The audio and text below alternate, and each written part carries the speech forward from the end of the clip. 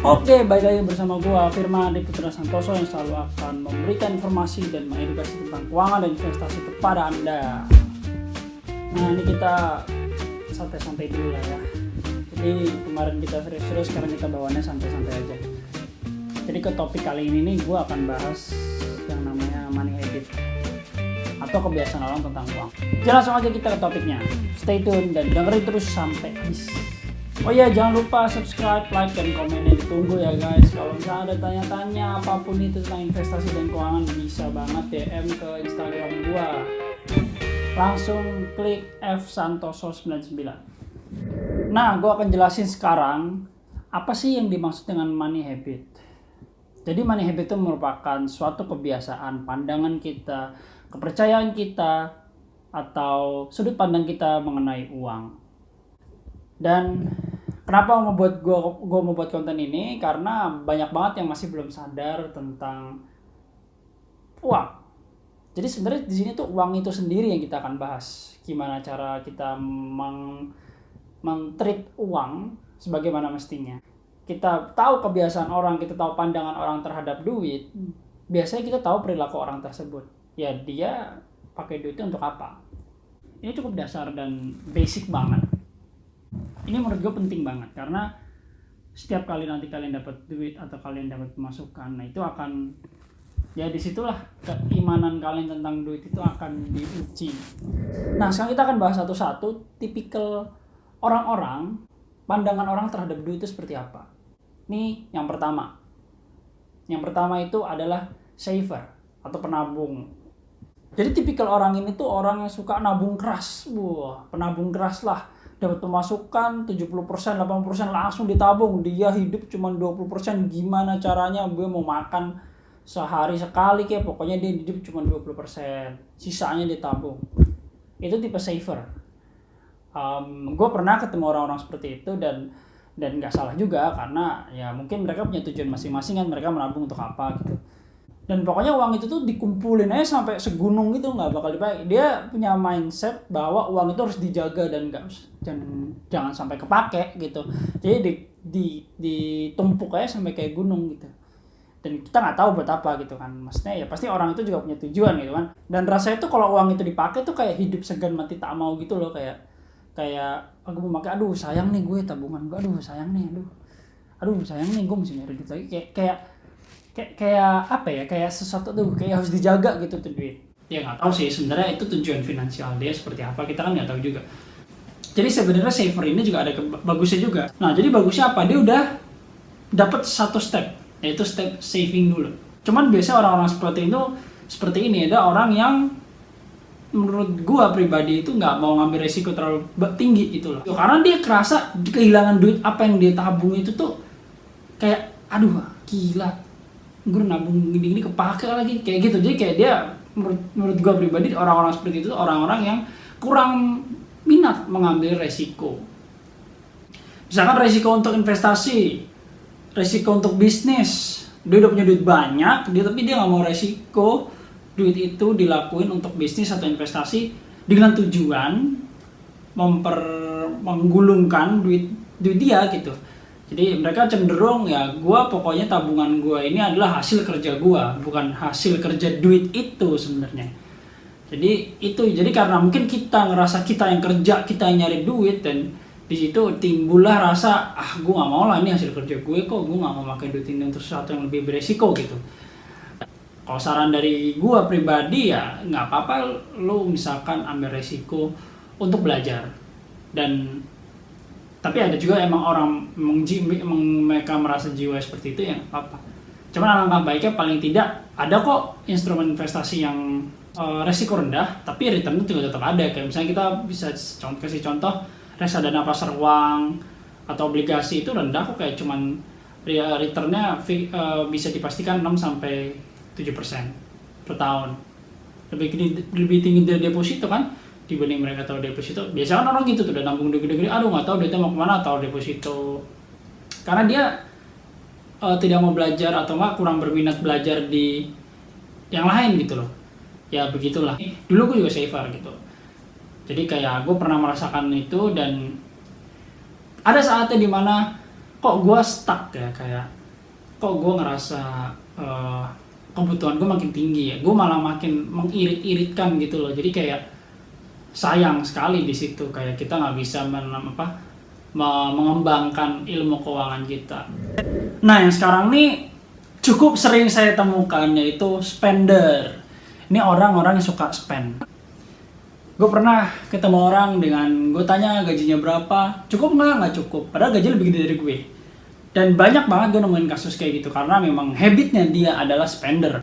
Nah kalau spender ini tuh kebalikannya sama saver. Dia misalkan dapat income gitu 80%, dia pakai spend dulu tuh, spend, sisa di saving. Itu kebalikannya spend. Nanti yang sisa tinggal dikit, aduh nanggung nih kepake yaudah deh sekalian aja habisin, bentar lagi mau gajian. Cycle-nya seperti itu. Nggak salah nggak? Nggak salah. Karena ya itu salah satu yang mendrive ekonomi juga kan, increase spending gitu kan. Jadi nafsunya tinggi ini orang.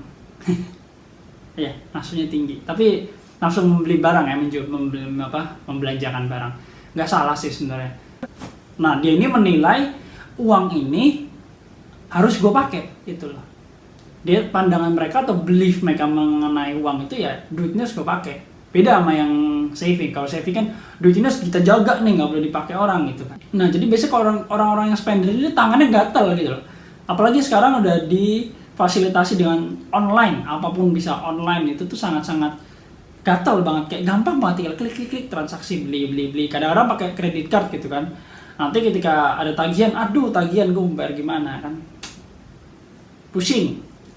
Terus ya biasanya kayak gitu ya mungkin mereka bisa udah kebanyakan cicilan juga kan, jadi ya kalau mereka dapat income biasa 50%, bisa jadi 50% buat cicilan loh. Kita nggak pernah tahu karena kita nggak sadar kadang-kadang menggunakan kayak kredit card, salah satu fasilitas dari bank itu kita nggak kerasa karena memang itulah awareness kita yang dilatih gimana cara kita, karena memang banyak banget yang di noise di luar sana yang ingin menyedot emosi kita supaya kita membeli barang.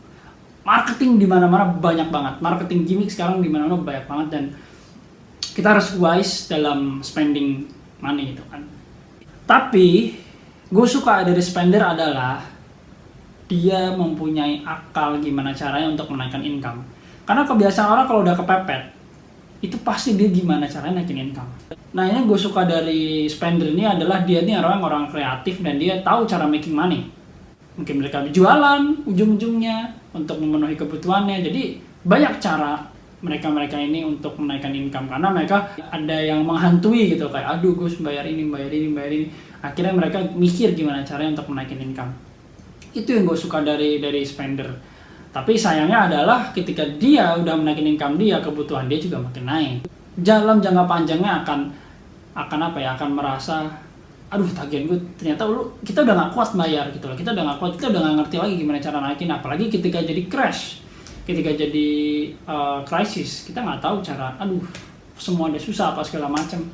Akhirnya ya mereka jual aset-aset mereka. Kalau saver itu ya dia ketiban inflasi terus.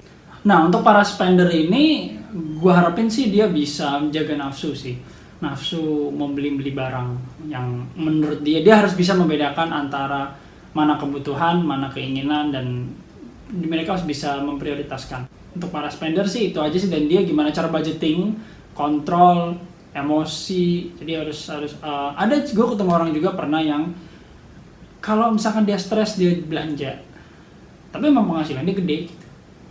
Ya nggak masalah juga, jadi karena memang dia bisa ngasilin duit gede kok, ya hak-hak dia untuk belanja gitu kan.